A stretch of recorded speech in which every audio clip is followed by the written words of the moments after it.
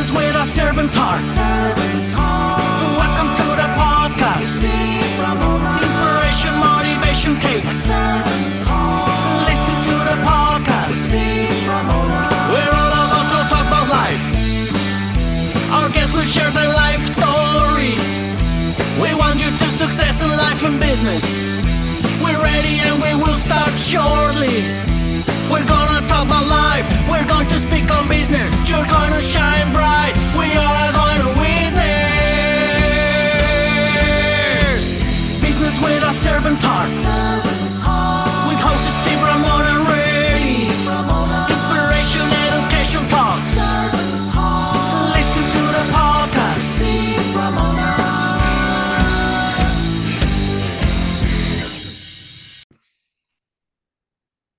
Welcome, everyone, to Doing Business with a Servant's Heart podcast. Doing business in life with a purpose, serving others, and yes, achieving success. I'm your host, Steve Ramona. We created this show for you because we want everyone to be motivated, inspired, and educated to make an impact in your world. I want to make a point in your world. You can't change the whole world. Me and my guest today were talking about that, and there's not a lot of things we can do, but we could take care of our little world. This guest is unbelievable. He's going to share some incredible knowledge and motivation. But while you're listening to him, I want you to think back who you serve today and how, and what impact will you create today. Don't wait for tomorrow. Let's do it today and move the world forward little by little, person by person. And pitchdb.com is my sponsor. Be a guest in over 3 million podcasts, speak at over 18,000 different conferences, and build your thought leader platform to incredible opportunity to show who you are. And interesting enough, my sponsor is tied to my guest in a way. This is what he does. He makes an impact in speaking. And I've done some speaking my first time in the last 6 months, a complete game changer in my life, in my brand, and in my business. Corey, welcome to the show. Thank you so much. I'm so super stoked to be here, Steve. I love the name Blue Talks. Where'd that come from? So it essentially, I'll circle back and say properly that I was helping people land speaking gigs and engagements years ago. That's how I kind of started as a speaker myself for 20 some years, a paid speaker. And people about 10 years ago started saying to me, how are you getting so many bookings? How are you getting so many clients? How are you getting paid so much? So we put together a program to help people basically learn the speaking business. And this is, again, going back quite a few years.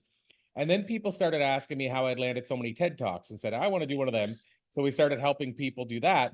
And then the next stage is I started listening again, and people were saying, I wish there was like a done for you service, where you could essentially basically do everything for us, set the stage, build the stage, promote us, all that stuff. And then there was a totally separate group of people saying, I wish there was a spiritual type TEDx stage. And so with those two groups of people asking me for that and realizing it didn't exist, we did a little bit of brainstorming and came up with this idea of this thing called Blue Talks. And Blue stands for Business Life Universe. And the idea was we wanted to create something that would be kind of like a mix of TED Talks, Chicken Soup for the Soul, and Mindvalley all in one. And so we launched with live events similar to TED Talks, and we started recording videos of speakers, and then COVID happened. So we just started a live event brand or company, and then COVID happens and we're told no more live events. And so we ended up adding in a book series, like an anthology book, a podcast, and a virtual stage. And that's how I'm going to say officially launched with all of those platforms in September of 2020. And, fast forward to today, and we've had about 525 people on our stage live. We've had 400 people become best-selling authors. We put, I don't know how many podcast episodes, but hundreds of podcast episodes. And then we've done, I think, 14 or 15 of the virtual events. So that's, and the design behind it, Steve, is to help experts get more credibility and exposure. So it's, how do you build this up so that they can say they were seen on Apple TV and Roku and Amazon, and they've spoken at places like Cambridge and Harvard and Columbia, and they've shared the bill with Les Brown, Lisa Nichols, and they've also shared the co-wrote books with Dr. Joe Vitale from The Secret or Marie Diamond and so on. So that's kind of what we created. It was meant to be a platform to help experts become next level experts while also serving an audience of listeners and viewers as well. So that's Blue Talks in a mini nutshell. You're right in my neighborhood. That's why I love having you on the show, because that's what I'm doing, and told you about my just learning to speak and how powerful it is. Two-part question. How important is speaking gigs, and how important is to be on a TED Talk? I mean, it's a great question because there's kind of two answers for that. As far as TED Talks, I'm going to say that it's still to this day, which shocks me, probably the most prestigious stage to be on if you want to build a speaking career. And when I say that, what I mean is that I've done 5, and I never planned to do that many. I planned to kind of quote it. I retired at 3, and then I had a happy accident and invited to do a 4th. And then I don't like the number 4. Like I like 3 or 5. So I said, well, I got to do 5 now. And then somebody just asked me to submit one. I don't know if I'm going to yet by May 31st. And it's the organizer I know. And if I do, obviously my chances are quite high because I know the person personally. And so I don't know yet because I don't want to go to 6. Yeah. But having said that, why would I invest time to do those? Because you don't get paid. That's one thing that a lot of people don't understand, but you don't get paid to speak at a TEDx. But I've often said it was the lowest I've ever been paid, and yet probably the highest amount of revenue I've ever brought in from one talk in my life was my TED Talks. And so why that is, I think, is A, because it's so hard to land one, despite the fact that there are thousands of TED stages now. It's still not easy to land one. So there's a lot of prestige there. And secondly, I think the reason it helps you in your speaking career, Steve, is that when people can watch an 18-minute talk of you, they can watch a short talk, but still see the entire talk and know what you deliver like. So as a speaker, when I first started, the only way you could get booked is if you had a sizzle reel, which could be like a 3-minute reel of you speaking, highlight reel and stuff. And what I found fascinating is that closed higher than anything else because it was short and people could just watch it and move on. But when TEDx came around and started doing these 18 minutes or less talks, and I have one that's 5 and one that's 7 minutes, so really short, almost as short as a sizzle reel. What I found is people are hiring me. We actually tracked the numbers. 15% more often they were hiring me when they watched my TED Talk than when they watched my sizzle reel. My sizzle reel was almost $10,000. So I started investigating that. And what I found is they would say, well, it's like a testimonial. If you give me 3 testimonials, you're going to give me your best. If you give me a 3-minute sizzle reel, you've made it the best that you possibly can deliver. But I want to see your whole talk to see how you deliver at the good and bad and high and lows. And so if I can watch an 8-minute talk and see your whole talk versus a 3-minute talk and just see highlights that you presented to me, it adds more credibility to see the 7 or 8-minute talk. And then on top of that, they're seeing this TEDx logo behind you that kind of tells them this person's been vetted, if you want to call it that. Now, what a lot of people don't know, and it still hasn't seemed impacted, is not all TEDx events are created equal. There's some you go to where it's, it's like they made the letters themselves, and the video guy is not, or girl is not, the greatest. But my point is, for the most part, people have let's say high level of respect for that logo. So they see you delivering a talk where they can see start to finish your entire talk, and it's in front of a prestigious logo. I think that's the reason why it's so helpful to somebody's speaking career. And as far as how helpful, I'll give you an actual number. We were able to track 300 paid speaking engagements to one of my TED Talks, and I charge thousands per talk. So if you have a calculator, you can do the math. That's a pretty lucrative return on a talk where I didn't pay anything to deliver. So yeah, that's, again, I think that's the long answer of why I think it's still so powerful to add a TEDx into everything else you're doing.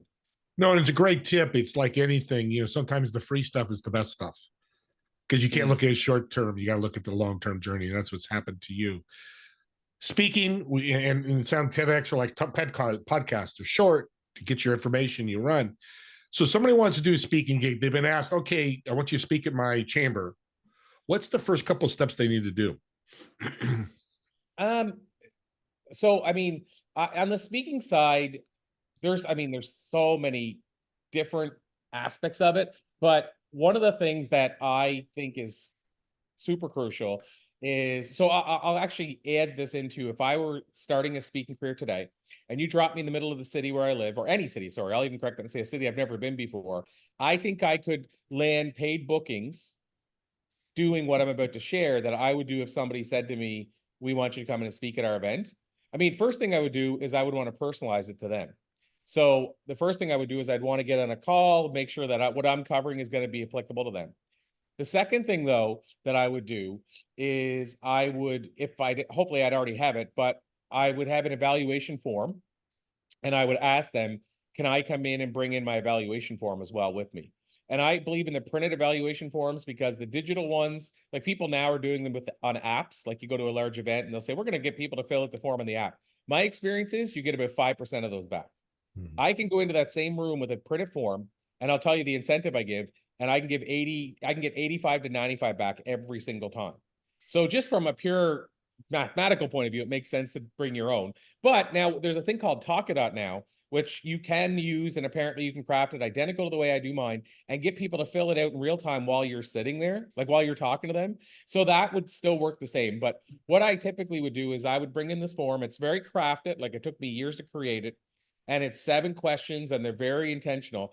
And the result of me bringing that form. So the reason I say this is I would ask that I can bring my form. That's the one first thing I would do is I need to bring that, because my experience has been about 30% of my paid bookings over the years has come from that one form alone.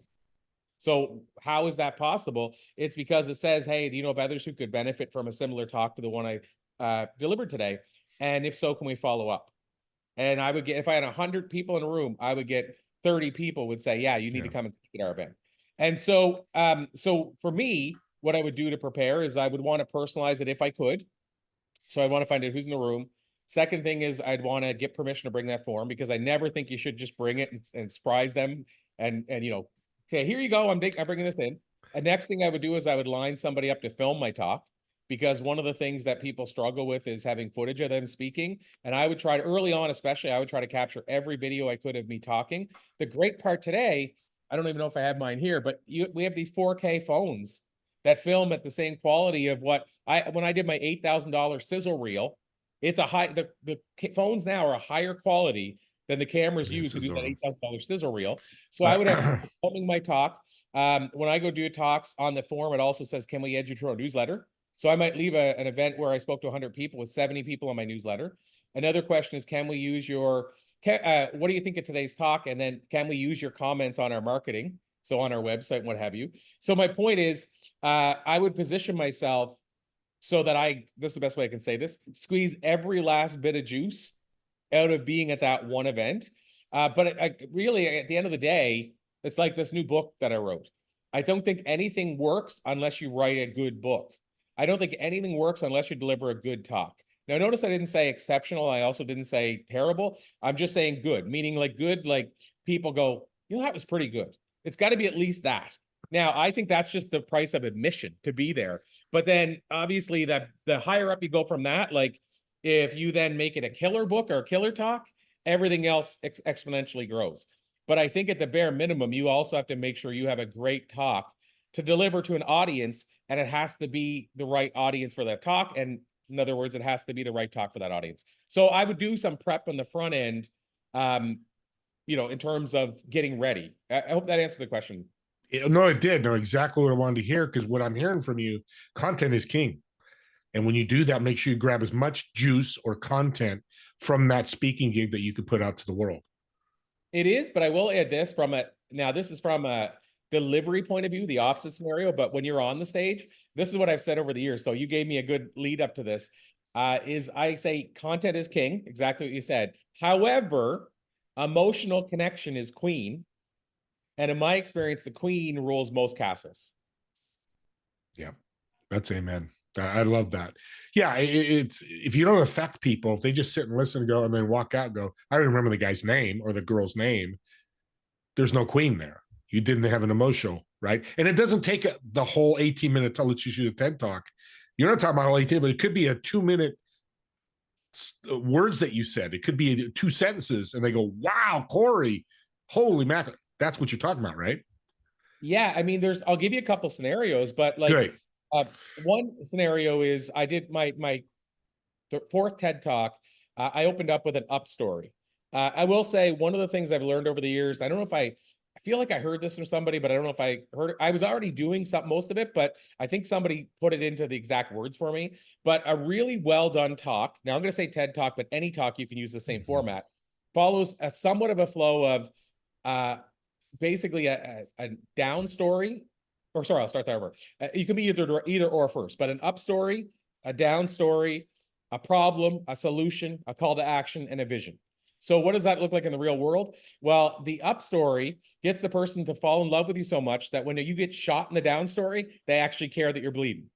So what I mean by that is, so how I did that in the real world, this is the emotional connection. My first opening of that talk, which is called How Schools Can Inspire Purpose, was the story about my mother and I driving through a drive-through on Mother's Day. Guy behind us is yelling at us in the line at a coffee shop. My mom doesn't hear it. I drive off and I decide to reframe it for my mother. And I said, Mom, did you hear what that guy was saying to us? And I told her, and she goes, what? Turn this car around. I want to go back and have a talk to that guy. In the talk, she said she wanted to go back and punch him in the throat, but I don't think she really said that. But the point is, I reframed it for my mom, and I said, Mom, it's Mother's Day. The guy probably is dealing with stuff at home, or he doesn't know his mother. He was adopted. His mother might have been in jail. He might have been in jail. His mother might be in the hospital today. And I just tried to reframe it to say, maybe, Mom, it's not about us at all.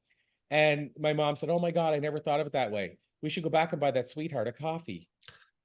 Now, this is another thing I teach, which is event plus response equals outcome. But I'm not going to deviate to go there. I'm just going to say that's when I tell that story, whether it's me or my mom, it endears the audience somewhat to us. And that allows me to your point, connect with the audience. But then I could take another scenario, which is I could actually share a thing that people never heard before and show them, I'll correct that, to hear a thing that people think to be true and show them it's not true. And so I'll give you a great example is the 21-day habit. So I'll say it in front of an audience, how many people here have everybody in the audience here knows that takes 21 days to create a habit, right? Everybody knows that. Show of hands. And of course, the hands all go up. And I'll say, what if I'm about to blow your mind and tell you it's not true? And so where that comes from, Steve, is that if you read the book, The One Thing, they actually cite an interview with the guy who created the 21-day test. And he said, that's what people grabbed onto. But he said that wasn't the number he said. He said 21 days is when it starts, the habit. 66 days is when it's cemented. So now if I share that in front of an audience and I show proof of that, like a source and everything else, what I've done now is I've made them go, wow, he just taught me something new about something I've always believed to be true and changed my perspective. So then the question is, what else could he teach me? So now I've connected emotionally with the audience because, again, it's the what else could they teach me? Last quick story is I open up some talks. I don't do it as much anymore about how I got tricked into performing stand-up comedy one night. And the finish of the story is I did 2 jokes, and this is a true story, and then no laughs, only to find out that I didn't even turn the mic on yet to start the show. And so I share that story sometimes to open a show. And I started out by saying, how many people will get on a stand-up stage tonight if I could get you a gig at the local club? And, honestly, like at a room of 1,000 people, sometimes it could be 3 hands. And then I'll say, okay, what if I told you you're not allowed to drink alcohol? And then 2 of the hands go down. So it's more of a joke. It gets the audience pulled in. But the end of the story with me having the mic not turned on is the pie in my face. Basically it's self-deprecation, but it gets the audience to say, I've been there. I know what he's going through. So there's 3 examples of let's connect emotionally. So then whenever I tell you what I'm going to tell you, you actually care that I know what I know. I love that. Be an expert, but being humble about it. That's exactly what you're doing. I can relate to Corey instead of going, I can never be Tony Robbins, which is not true. Tony started like we did. We talked about before the show. The other thing I'm hearing in audience, this is big, huge. Inspiration, motivation, education. That's what I say for my podcast, but that sounds like the same thing for your speaking gigs. Hit 3 of those, you're gold. Hit some of those, you're pretty good. Like you said, you still have a good talk because you're grabbing the audience, right? Yeah, in fact, my mission statement. So I share this in the new book. I talk about why we all should have our own personal mission statement. And my personal mission statement that I wrote years ago is to be the guy who donates, motivates, educates, entertains, and inspires. So 3 of the 5 just said is actually in my mission statement to be that guy. And so, yeah, I try to ultimately, you've heard the term, it's cliche, but I really like it, is I try to be an edutainer. So in other words, I go do a talk. Here's one of the things that I think is a struggle is the difference between an educational talk and an entertaining talk. And I think there's no reason we can't combine the 2. Now, not everybody's entertaining and not everybody's meant to be. Some people are very dry and the entertainment wouldn't work and it wouldn't fit them. I think you have to know who you are first and foremost. Yeah. And I also think, to your point, that here's the interesting part. I think we can all be what Tony Robbins is, but I also at the same time don't think we should try to be what Tony Robbins is. So what do I mean by that, Steve? Is one of the things when I started working with speakers years ago, early on, I noticed is my first question, which was good that I asked it once I realized I started asking it all the time once I realized that it was a good question to ask. But I would say, what's your goal? Like, what do you want to do as a speaker? And over again, people say, I want to be the next Steve Jobs. I want to be the next Tony Robbins. I want to be the next Lisa Nichols. And then I had to kind of start backwards and peel off that layer because I'm like, you need to become the first John Smith. We already have Tony Robbins. The spot's already taken. And whether you like Tony or not, he's doing a pretty good job at what Tony Robbins is. So I don't, and here's the thing. I think you can become what Tony Robbins is, but I don't think you can become Tony Robbins. He's the best at doing what Tony Robbins is because he's the first Tony Robbins. And, you know, and people might say, well, there's no room now for the new whatever. But I would argue if you look at Gary Vaynerchuk, for those that know who Gary Vaynerchuk is, I mean, Gary could go out on a stage right now somewhere in the world, charge $150,000 for a 45-minute keynote and walk it with mustard on his shirt and drop F-bombs and get paid and have the audience say, oh my God, he was awesome. What I'm getting at is Gary's been out, what, like in the real scene for like 8 years probably now. But what I'm saying is when Gary started, it was still as competitive as it is now. And Gary carved his own niche and Gary's his own person right now. So I do believe that you can still do that starting from scratch. I was talking to a guy yesterday named James Dixon. And I think he's going to be a guy to watch. His brand is Superman is for real. He's an amputee. And he literally he sent a post out yesterday on Instagram. He was number 4 on a top list of the top 10 speakers in the world. And John C. Maxwell is like number 5. And he was number 4. And he told me yesterday that he's just celebrated 1 year, his first year, not working a part-time or a full-time job on the side. So that's starting again from scratch, a new speaker, and he's already on those lists. So I think if you own who you are and become the best version of you, I'm not saying it's going to be easy and I'm not saying it's going to work for everybody, but I do believe there is room for somebody to come in and become their own craft and crush it at the same level as those other speakers we're talking about. Well, it's small world because I met James Dixon 2 years ago at an event. I did podcasting event where I was recording. I couldn't get to record him, but I'm going to make a note. I want to get him on my podcast. Incredible guy. Absolutely. So, and in person, he's even more powerful. I don't know if you met him in person. So, and that's true. I love that. Don't be Tony Robbins, but be Steve Ramona, be Coy Poirier, be James Dixon, and have the same accolades. Let's talk about the book. I know you're super excited. I think it's coming out. It's not out yet, or is it out yet? It's in between both those answers. So it's on pre-order now, and people can order it this minute. Get extra bonuses that might not exist if you're listening to this 6 months from now, meaning like we have some pre-order bonuses. I like to think I'm always going to leave at least one bonus no matter when you order it. Like I don't want to just strip it forever away. But yes, right now, if a person orders it, there's 5 cool bonuses that come with it instantly. And there's a bunch of other bonuses we're still kind of layering in. I think we're overdoing it with how many bonuses. But yeah, so it's pub date, the industry term of when, if you order it, it starts shipping is June 25th. Like that's the date the retailer starts shipping it.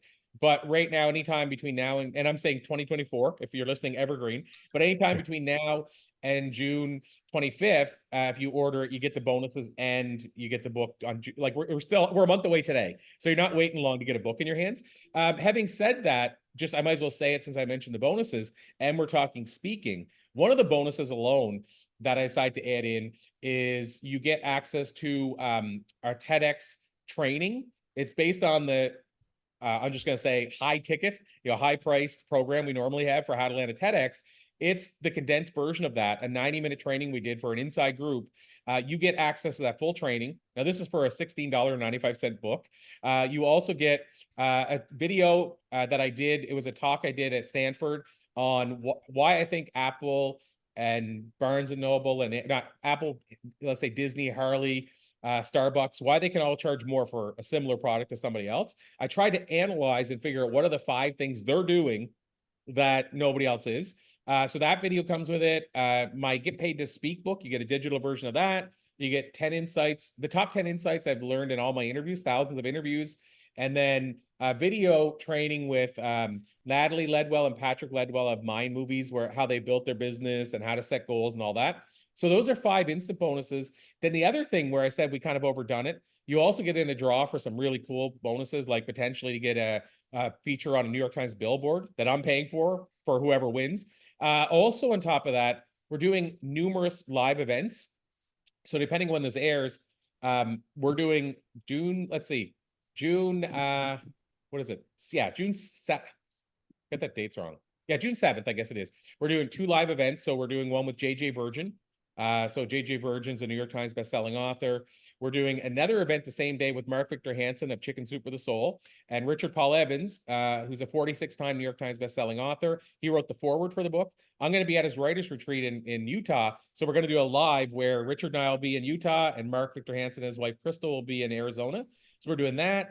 Then on I think it's the 14th, we're doing one with, believe it or not, Randy Spelling from 90210, Brian Austin Green from 90210 and Anger Management, and Sharna Burgess from Dancing with the Stars, who's Brian's wife. Then we're doing a live boot camp, which is a 3-day boot camp about how to get paid to speak, how to write, how to best-selling books, a bunch of cool speakers, contests, live coaching, 3-day virtual event you get access to. Then an event with Janet Atwood and Ken Honda from Mindvalley. And then finally, to round it all out, we're doing 2 separate book clubs where basically you can break out into rooms, talk about the book, but we're bringing on 4 really big name influencers. Secret right now, I'm not saying who they are, but all of those events I just told you about, you get in for buying 1 book. That's fantastic. So, real quick, we'll get it in time here, but what's your mission with the book and what's the story behind the book? So it's a fictional parable. So for those listening that may have heard of The Alchemist or Celestine Prophecy or The Monk Who Sold His Ferrari by Robin Sharma, or if they've heard of Og Mandino, most of his books were parables, or The Richest Man in Babylon, it's that style of book. And it's 2 strangers on a plane, young guy, old guy. Old guy is described as like a Wayne Dyer-esque type guru, if you want to call it that, or a wise man. And then there's a younger, cocky, arrogant business guy. He's the main character, sort of. He pays for the seats in first class, and he doesn't want anybody sitting next to him. So he actually pays for the seat next to him, falls asleep, wakes up next to this old man. And he's like, how'd you get up here? And the old man says, well, it was booked. All the flight was booked. So they had to bump me, even though the seat was taken. And so now he's sitting next to this old man. He doesn't want to talk to him. He's going to tell him he has to fall asleep. Like he's going to say, I'm tired, I got to sleep. But he finds that the old man has made some money, and he wants to know how to make the money. So the young guy's successful. He makes a lot of money, but he spends a lot of money. So he's like, how do I get past this and actually make some real money? And so he thinks that's what he's going to learn. But the older man basically teaches him about life. Like he teaches him life lessons. It's almost like Think and Grow Rich. You think you're going to buy a book about how to get rich, but you find out as you read it, you become a richer person as a whole. And so that's kind of what happens. It's done over 10 lessons. It's called The Flight That Changes Everything, because it really does for both characters. And basically, there's 10 life lessons that were told or learned from my 7,500 interviews. But I really drilled down to make sure these were the lessons. If I was in a room alone with my kids, young kids for 24 hours and could only teach them 10 things, these are the things I would teach them. So that's kind of what the book is. It's a short book, like 100 pages. It's meant to be a short read. And essentially, you mentioned what's the goal of the book. I mean, the goal of the book in a lot of ways is as the reader, it's kind of to teach them anything they may not know that the younger passengers learning during the read of the book, but also it's to show people that we can continue to grow. Early in the book, I talk about this Japanese term, and I'm probably pronouncing it a little off, but shoshin, which means the beginner's mindset. And the idea is that there's a Japanese idea to come into everything new with a beginner's mindset. Because I think as North Americans, we always not always, but we often wear the I already knew this hat. So you hear somebody talking like, I've heard that before. I already teach that and I do a better job or whatever. Well, the idea with the book is to hopefully break that down and get you to go into this and saying, these 10 lessons, maybe there's only 2 I haven't heard before, but how can I take some of the other ones and work them into my life in a different way? And so that's the book in a nutshell. It's with Morgan James Publishing, so it's with a traditional publisher. It's been endorsed by some really wild heavy hitters, kind of still humbling, but Lisa Nichols from The Secret, Mark Victor Hansen, who I just mentioned, James Redfield, who wrote Celestine Prophecy, JJ Virgin, who I mentioned in passing as well, John Gray from Men Are From Mars, Neil Donald Walsh, Conversation with God. So we've had a lot of people endorse it. And yeah, in the book, now it's, now the goal is to get it to change lives. And by the way, that book club I mentioned we're doing afterward, the goal with that is to get people to actually read the book. Because as you probably know, Steve, I mean, I know myself, I have bookshelves of books, and I do read a lot of books, and I do finish a lot, but there's also a lot of books that have sat there for 3 years that I've never even opened the cover. Yeah. So I want to make sure people read this book and see the power behind it. And I tried to write it to be a book that changed lives, and we'll see if that's what ends up happening. So Yeah. hopefully I answered the question, but that's the goal of the book, and that's kind of a little bit of the synopsis of the book. No, it's fantastic. We're running to the end of time here. How can people get a hold of you? Well, I think right now the best bet is if they want to know about the book in terms of, is this something for me? I would say go to the book's website. And on that site, what's really cool is it actually directs you to the retailer link. So the great part is you're not paying any more. You're not even buying it from anybody different. But if you go there and grab the order number and come back and put it on the website, we can send you all those bonuses I mentioned. Otherwise, we won't know that you got the book.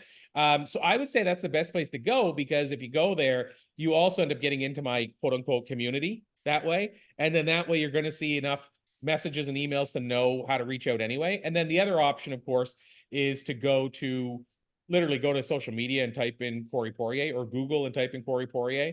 I think I'm pretty much the only one, or at least the only one, that's pursued the path I have. Yeah. And yeah, the book's website is thisisthebook.com. Perfect. This has been an incredible show. I want to go out and speak tomorrow. I'm so fired up. This is great. Thank you for all the input. And audience, there's a lot of lessons here. Go through the podcast, use the forward and reverse buttons to grab some of those lessons and listen to them over and over again.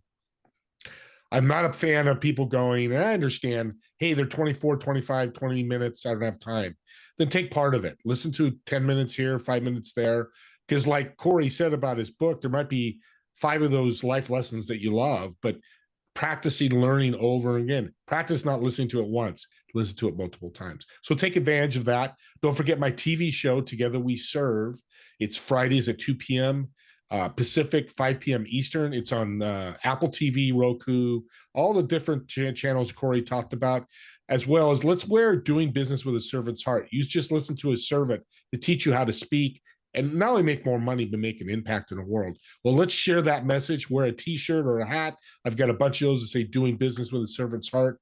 Let's share that message and change the world little by little. And always, me and Corey, thank you so much for listening or watching this podcast. We'll see you on the next episode of Doing Business with a Servant's Heart.